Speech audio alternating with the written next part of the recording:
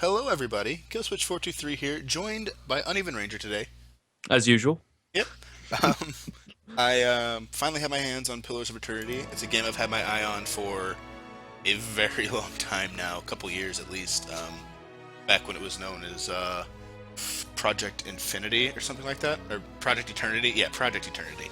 Um, anyway, it's a new CRPG from Obsidian. I didn't want to say the wrong developer name there. That would have been bad.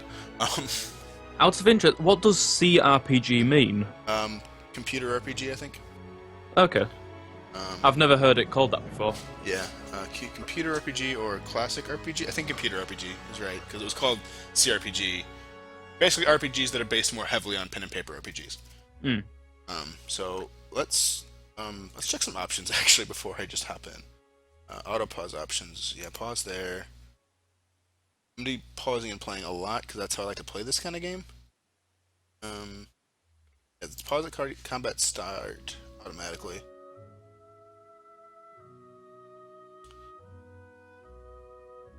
Ooh, auto pause at a fixed interval. I think I kind of like that. Hmm. But then no, because then if I have like a big long spell I'm casting, I then was gonna say that could get annoying. we'll mess around with this later. Graphics. Um, big head mode by default. Thanks, Josh. Uh, don't need colorblind mode. Running at windowed mode for recording purposes. Okay, that's probably fine. Sound settings are already low enough. Game settings. I do have maim before death on, so the characters don't just automatically die on me. That'd be bad. I'm not very good at these games as much as I enjoy them. I like that as a developer commentary. Yeah, it'd be fun for multiple playthroughs. I'm just saying, I swear I'm the only person that... Okay, I can't be the only person, but I really love watching developer commentary of parts of the game or... Yeah, you get really nice insights sometimes. Yeah, exactly. It's Like, one I thing I remember... did. Sorry, go ahead. I was just going to say, I remember watching, I think it was Mass Effect 2's development, like a vlog of it, and when they were designing the character designs, and you could see like how it had changed. It's like, as a game dev student, I just found it really interesting, like how it Yeah. had changed over time. And even though, and say what you will about Lionhead and Peter Molyneux, the dev diaries for Fable 2 and 3 were really, really enjoyable. Mm. And very interesting. They came out before the release of those games. Um, even though some things didn't happen quite as they said. I'm not going to start talking about Fable right now. I love Fable still. I just do so much more. Okay. Um, new or recently returning to real-time party-based RPGs. You're not new to it, that's I'll go bloody with certain. normal. Path of the Damned. Oh my god. Enemies receive a bonus to most stats, and encounters have many more enemies. Warning: this option can't be changed in-game. It is only intended for players who want the most punishing encounters. Let's just go with normal. I thought you were literally about to be like, you know what, let's go Path of the Damned. Path of the Damned, Trial of Iron. Let's do it. It's Iron Man mode. No. Yeah. Regular, no Iron Man for this. I might Iron Man it in the future if multiple playthroughs seem warranted. The music so far, just from this menu, is fan-freaking-tastic. Sorry, I know you can't hear it right now, but... Yeah. I love it when you mention stuff like that. Like, you know, the music's beautiful. I wish you could hear it. Any weapon, shield, or suit of armor can be enchanted by clicking the enchant button from its description page. Good to know. Sort of interest, what character are you looking at playing in this? I always have such an affinity towards bards. Hmm. But I usually don't have the best luck maining a bard in a game like this. I mean, sure, I get support, but I'll probably just be a bard. I can't. I don't remember. Five wagons grope blindly for the path on a starless night, their master glancing ever upward to the skies for assurance that he is on the right course. A dim lantern his only protection against the encroaching darkness. but the skies bring no comfort, shining no light, betraying no hint of what they know. The caravan carries travelers bound for the frontier hamlet of Gilded Vale, you among them, where a local lord has offered land and wealth to settlers from abroad looking for a fresh start. You have taken suddenly ill, sweating and shivering, and one of the other travelers signals for the caravan master to stop on your behalf. He pulls up just in time to avoid plowing into the trunk of a fallen tree that bars the way ahead. You will go no further tonight. Alrighty then. Well, that's how we're starting. Oh, I like this replay option, because that was nicely voice acted there. I keep mentioning audio stuff, but... Just gonna... There's gonna be a lot of reading on my part, and I'm sorry if I fudge things up a bit. Okay, character creation. I'm gonna be a dude. Just saying. Start there. Can't imagine why. The place of man in society varies from culture to culture. Cultures like Adir and the Direwood place them at... Oh, I like that. I can click here or hover over. Oh, that's nice. That is a nice little touch. In the Direwood, a colonial nation founded by the settlers from the Adir Empire. I'm going to be doing a lot of this lore because it's a whole new world for me to discover, and that's my favorite part of RPGs like this. So if you're not interested in seeing me read all the text and doing a lot of side things, then probably should look elsewhere. Anyway, Direwood is a colonial nation founded by settlers from the Adir Empire. Following a series of conflicts with the Adir, the territory became independent in 2672 AI and is now ruled by a duke who is selected by 7 Earls that oversee its earldoms. Okay. See, this is something we have in common. Like, I love the history of RPGs. I'm now thinking, okay, AI, that's obviously their version of our AD. Yeah. I'm wondering what that stands for. Yeah, this is going to be cool. I already see. I'm already kind of hooked into the lore right now. Like, this Direwood nation, formerly a member of the Adir nation, then they had conflict and became independent. Anyway. Spoiler warning, we have absolutely no clue any of the backstory to this. Nope. I followed, like I said, I did follow this game a long time ago, but I managed to avoid most of the lore spoilers and all that stuff because I wanted it fresh when I played the game. Basically, as soon as I saw the idea and who was doing it, I was like, yep, I support this. And I'll get it when I get it. Anywho. Cultures like Aiden and Direwood place them at the forefront of military politics and heavy labor. Among the tribes of Nazatok, men perform many of the homesteading and organizational duties. In Ire Glanfath, there's another one. I'm going to be doing this a lot. Oh, that's unfortunate, though. It gets cut off at the bottom of my screen. Slight bug. Come on, Des, get on it. I'm probably playing at a lower resolution than they expect me to be. I do record at a slightly lower resolution than I would be playing this solo, so I'll read what I can. Ire Glanfath is a territory comprised of the forest southeast of the Bale River, populated indigenously by a group of loosely affiliated tribes collectively known as Glanfathans, and governed by a council of its 6 most powerful tribes. Ire Glanfath is home to a large number of ruined Engwethan sites, which Glanfathans hold sacred. The ruins have been the center of probably conflict and something for a long time. I am Earl Glanfathan of the Glanfathan clans. Our home, the Glanfathan. Okay, I hope the names aren't all this ridiculous. Sometimes they go a little too far for the sake of originality. Yeah. See what I mean? Examital. Men and women have more fluid That just sounds Mayan, doesn't it? Like, yeah, it does. Quetzalcoatl. Yeah. Men and women have more fluid social roles. In all societies, there are exceptions to the rule, and men can be found in a wide variety of stations and professions. What does it say about female? A woman's role in Eora is largely dependent on where she is from. In the Adir Empire, Valian Republics, a mercantile power and former colony of a larger, more ancient nation, Old Valia. The republics lie to the south of Direwood and Ire Glanfath. I know what those places are now, thank you. And are ruled by a duke elected by the Conswagli Asegia. Conswagli? Swaley? Consquigly. Conswigli Asajiglia. That's what I'm saying it. A council of 14 dukes, including its 5 most prominent, the Duke's Bells. Dukes of I'm bells. sorry. I'm just picturing in this world, instead of saying, you know, something's the dog's bollocks, as It's it. the Duke's bells. Yeah. Oh, I think we've stumbled upon a new tradition here. In the Direwood, women occupy many domestic, educational, and organizational roles. They are the primary hunters, soldiers, and leaders of the tribes of Nazatak. In Arglanfath and Examitil, women have more fluid social roles, blah blah blah blah. In all essays, there are exceptions, etc., etc. That's cool. There's some, so that's neat. There's some societies where the men have the more active role, and females have the more, Mm.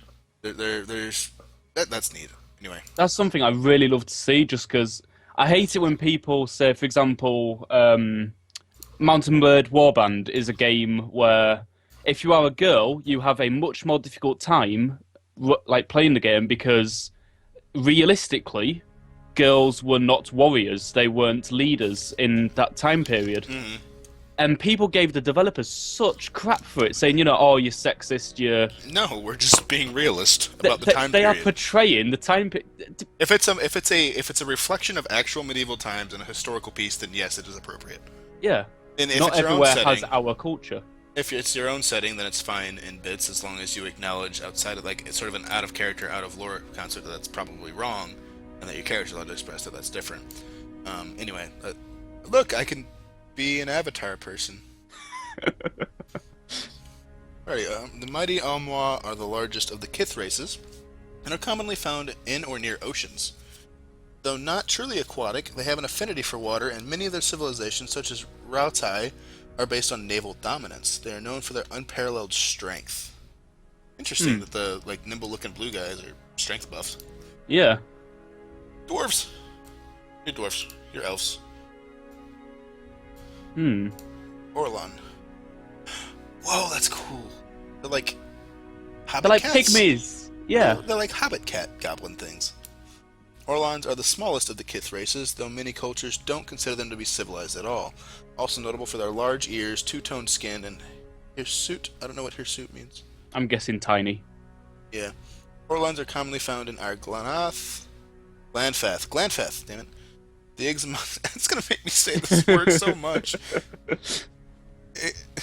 Examital plains and parts of the Direwood.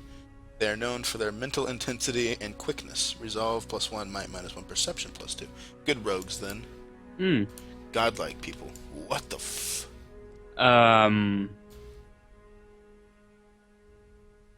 The godlike are children of the Kith, civilized races, who have been blessed with physical aspects associated with the gods, though some do not consider it a blessing. These aspects may take many forms and often come with mystical powers. Aberrant head shapes are typical, and godlike are unable to wear protective headgear, as it is near impossible to find anything that fits. Because of their unusual nature and their inability to reproduce, godlike are often viewed with fear and wonder. Dex -1 and Dex and Int +1. So, kind of like the mages. Hold on, I'm curious. I think I remember something. Yeah, there's different versions of each race too. Oh, that is so cool. Those look really cool. Like the moon Yeah. godlike. That is Oh my god, yeah. really. I'm gonna have to roll a mage like that someday. Not for this character, but Hmm. that's super cool. All right, I guess I'll be an elf. I tend to gravitate towards elves.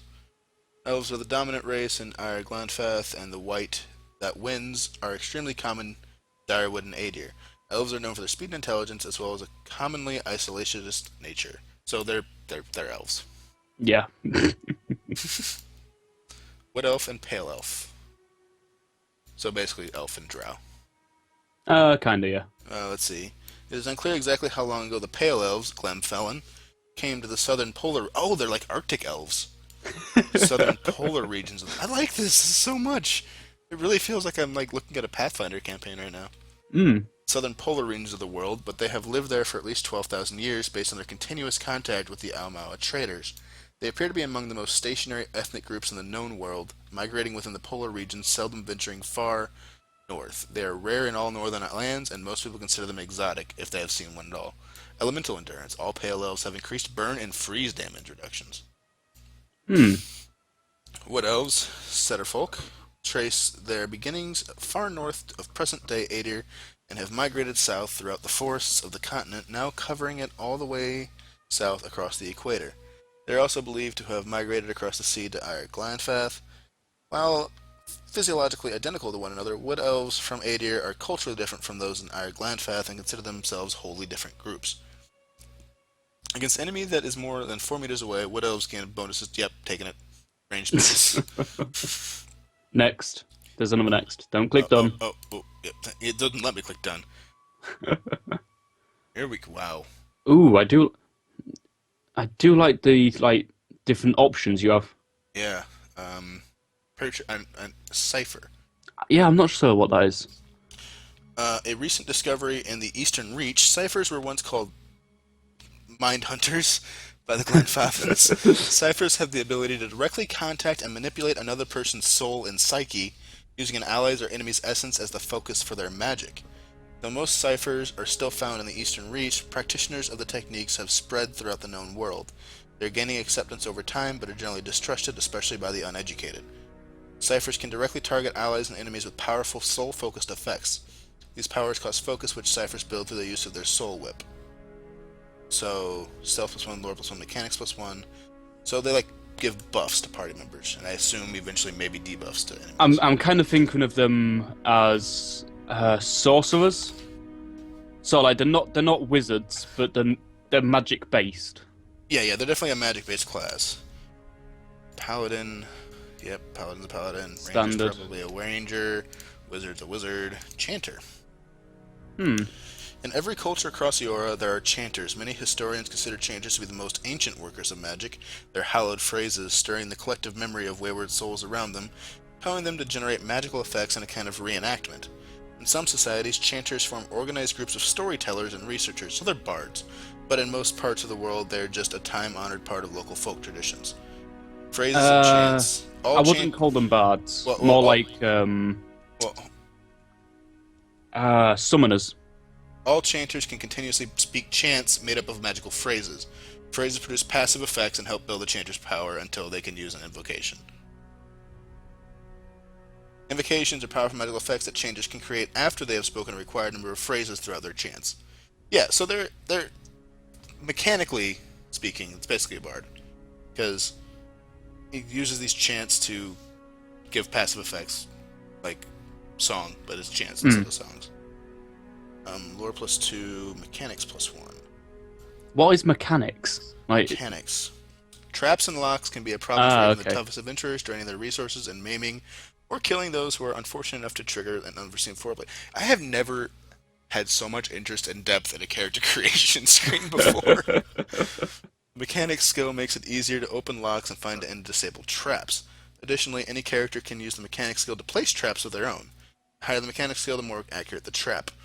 Okay, so in conversations and scripted interactions, mechanics can be used to activate or disable a variety of machines. Druid. Monk. Yeah. Priest and rogue. Chanter sounds fun, but I kind of want to be a ranged class. To take advantage of your special ability. I guess there's nothing keeping me from being a ranged chanter. Average accuracy, very high deflection, low health and endurance, or low health, low endurance. Seems pretty fit to a ranged class, actually. Yeah, I'll go for it. I'll be a chanter.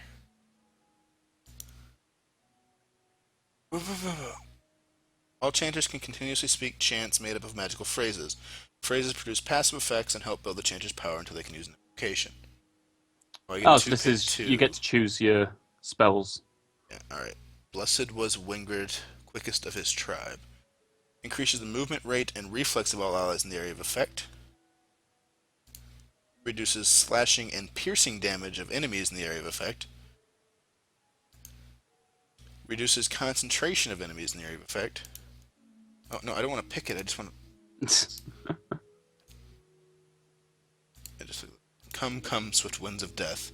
Drains a portion of endurance from all enemies in the area of effect. Endurance. Heard something about this. Endurance represents a character's short-term and survivability. Damage that is not absorbed by a character's damage reduction goes straight to their endurance and health.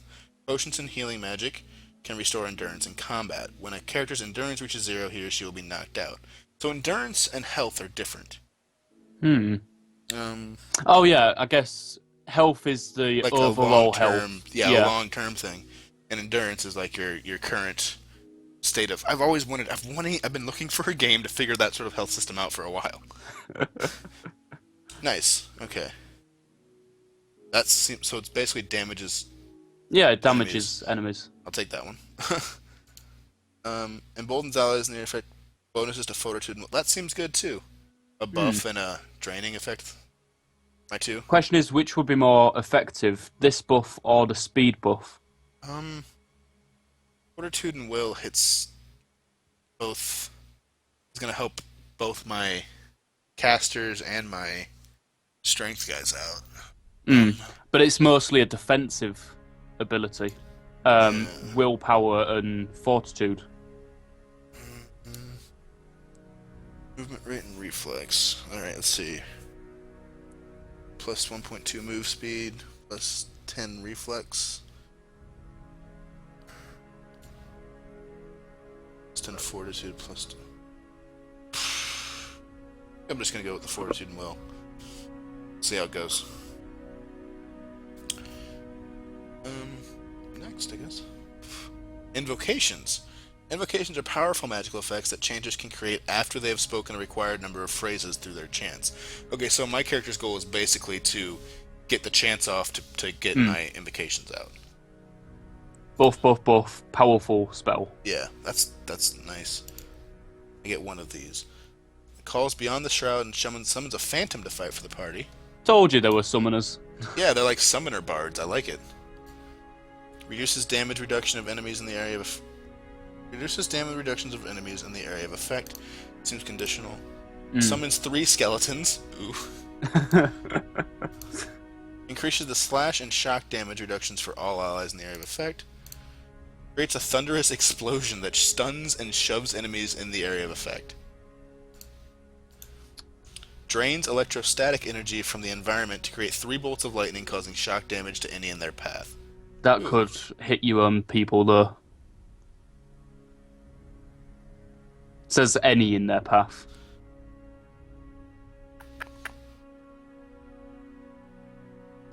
Eight damage types: slash, pierce, crush, burn, shock, corrode, freeze, and raw. Okay.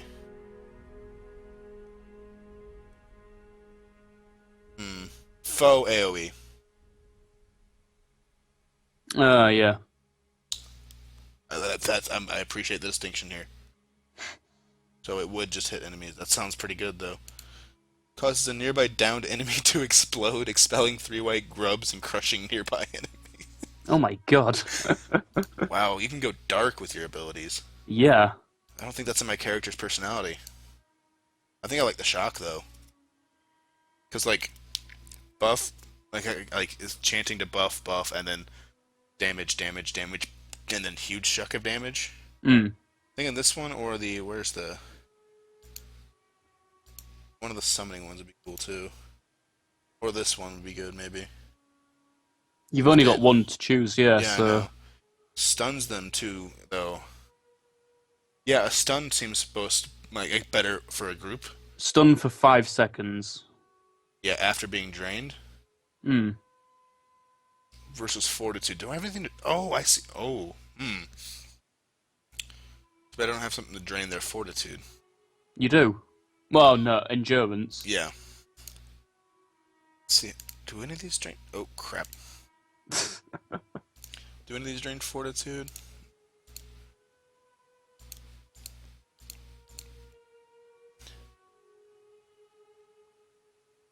Reduces their damaging... No, okay. So this and this. Alright, I think I like stun. Ending that with a big stun that lets my other allies come in and be like, huzzah! I'm gonna be very group-oriented with my character. I still haven't thought of a name. I was going to say, have you thought of a character yet? Oh, Jesus. Recommended for Chanter. Highly recommended for Chanter, and highly recommended for Chanter. Constitution, really? Well, yeah, Interesting. she has got an axe in her hand. Yeah, but I kind of want to... I feel like the game would let me spec to archery. So, intellect, obviously. I've got 15 points to spend. Jesus Christ, that's a lot of points. This is where I begin to completely screw up my game. Yep.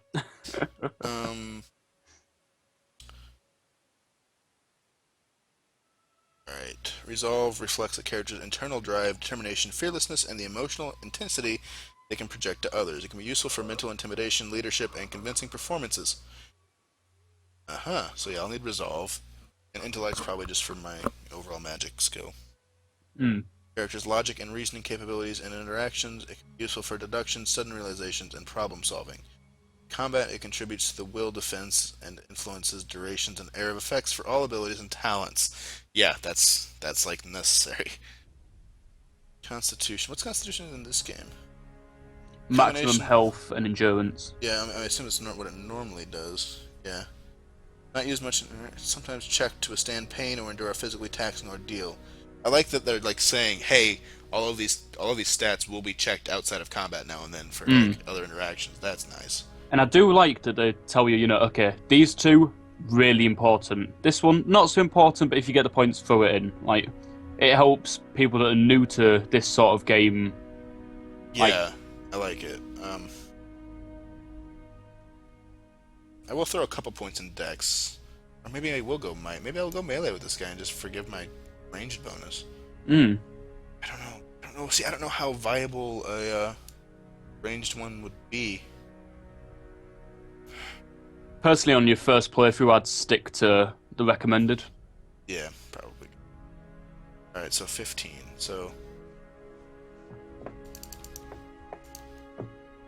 that to a nice round. 14. 14. That up to 12.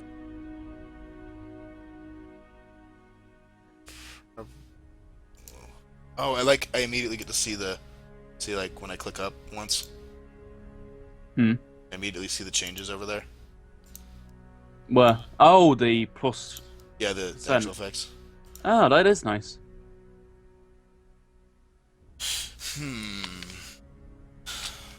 Got 6 points left. I feel like having a might of 10 might thing if I'm gonna be. Contributes to both damage and healing as well as the fortitude defense. Hmm. I'd rather put something in dexterity and just like not get hit. I don't know if I'm doing this right.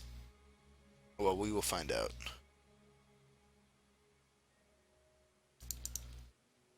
(16, 14, 14, 12, 10, 11). I'd be happy with these as like Pathfinder stats. So, I have 1 point left.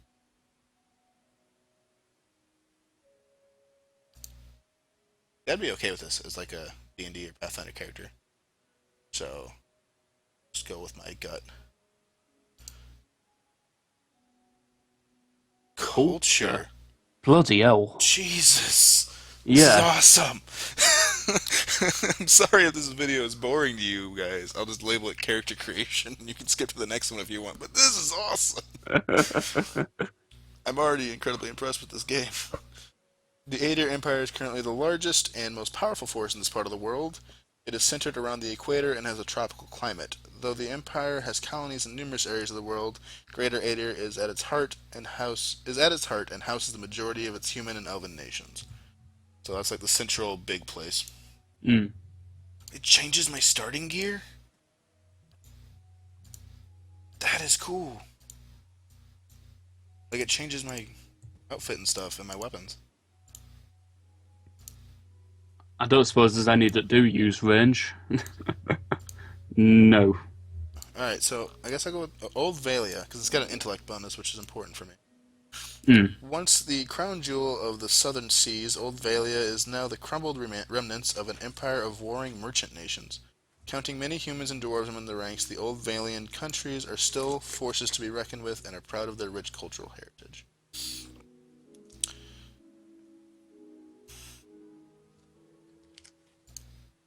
I don't want to have to say Ixametal so much. That's the only reason you're just not going to choose it, just because of the name. No, I think I'll go with this Old Valia people. Probably fine. Oh my god! My job within the culture. My background within the culture. How long is this bloody character creation. Oh my god, this is in depth. This is in depth, and not even just Yeah. like I don't even care about the appearance yet, because the type of game it is. Like this is all nice stuff. Lived a life amongst the nobility. Your days have been marked by lavish meals and extravagant parties. Not my kind of character to play. You were part of a group that founded a fledgling colony in a distant land. You never quite fit in, no matter where you go. See, even these are just giving me ideas for his personality too. I like it. Each new town is just a place to rest briefly before moving on to the next. More comfortable on the road. Your life has been spent in the study of your craft. You trained and prepared, hoping to hone your skills and ply your trade. Athletics, mechanics. I want to get some lore, but merchant. Traded goods from all over the world, pairing items with buyers. Artist, lore +2. I like that. Always felt driven to express yourself creatively. The structure and rigid control of the other pursuits is never satisfied in the same way. Right now, that's my #1 pick. Dissident. Made a name for yourself as a troublemaker. Disrespect for authority and lack of care regarding the rules are recurring themes in your life. Hunter is the hunter. Merc. Or a slave. You've never known freedom. Shackles and chains have bound your existence, and someone has told you what to do your entire life. Wow. I'm an artist. He's an artist. It fits with the chanting. Yeah. Okay. Let's go with a deeper there. Secondary. Pink pants. I'll do it. Don't you tempt me. I will do it. It looks terrible. Don't do it. I'm Barney the dinosaur, yo. Skin color. Let's go a little paler. Yeah, I imagine, like, being a chanter, you don't really see the light much, so... Let's probably stick with blonde. Darker blonde. Yeah. Elves don't get facial hair. I like it. 3 heads to choose from, that's fine. Not gonna be seeing a whole lot of my head anyway.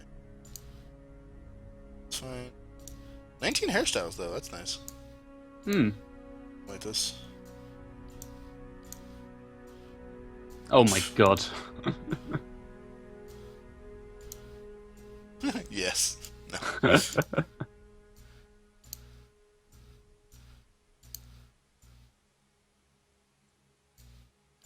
Kinda wish I could zoom. I can 4. I actually kind of like 5 for this character, but not a whole lot. I kind of like 7 for the character, but... Yeah, actually, yeah, with the 7 would be nice too. Because those, like, beads in his hair kind of remind me, like, ceremonial. Yeah.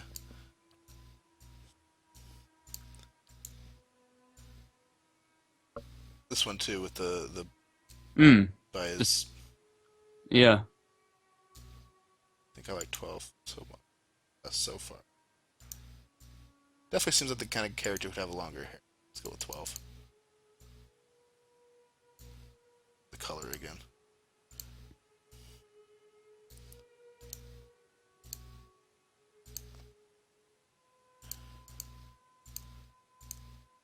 Yeah, that's probably fine. I think I like it. Oddly enough, the appearance is what I spent the least amount of time on. Aye. The portrait is pretty close, actually. There's 66 portraits to choose Oh from. my god. Let's not go through them all. You're gonna go through them all. They even threw in, like, I've recognized some of these from, like, old Obsidian games.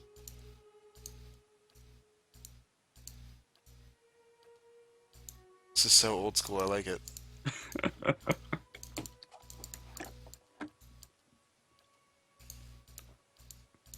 This is cool.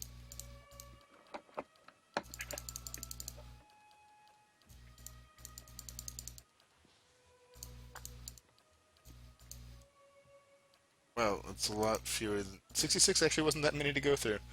That looks too much like him for me to pass up. Yeah, that's him. Which, by the way, have you thought of a name yet? Probably just Vincent. That's what I always end up with for my role-playing game characters. Voices. Voices. Well, follow me. Attack! Let's keep quiet. Yeah? I've got this. Yeah! Yeah. Silence surrounds me.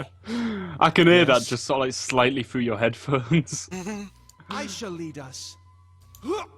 Sharp eyes and keen ears. Mystic seems like what he'd sound like, though.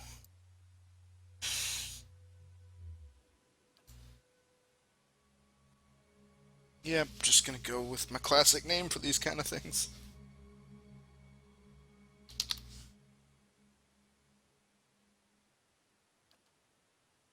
Done? Yeah. It only took me half an hour.